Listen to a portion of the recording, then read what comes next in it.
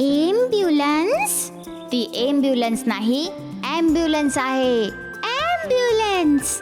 जर तुम्हाला पण विली सारखं बरोबर उच्चार करायचे असतील तर डाउनलोड करा कुकू टीव्ही किड्स ॲप आणि एव्हरीडे कुछ नया सीखो.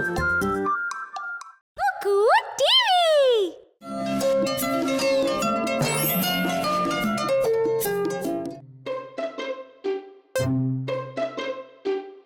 तुम्ही दोघे आज इतका आळशीपणा का करताय? आजोबा, मला आज खूप कंटाळा आलाय. मला सुद्धा. आम्हाला काहीतरी काम करायला द्या ना. अच्छा, तुम्ही असं दुसऱ्यावर काम देण्यासाठी अवलंबून राहायला नको.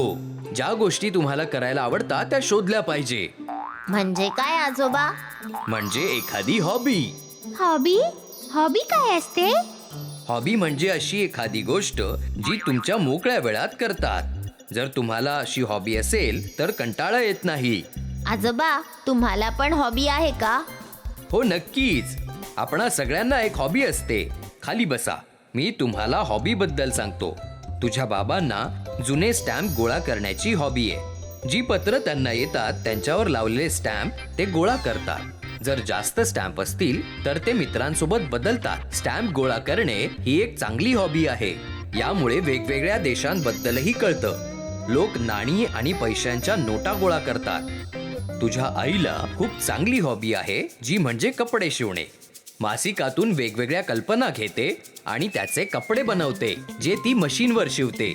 यामुळे तिला कंटाळा येत नाही आणि ती सुंदर कपडे देखील बनवते. माझी हॉबी गार्डनिंग आहे. तुम्ही मला गार्डन मध्ये बघितलंय ना. मी टोमॅटो उगवतो, मिरच्या आणि वेगवेगळी फुलं. ती मोठी झालेली बघितली की मला खूप आनंद होतो. हॉबीज खूप छान असतात.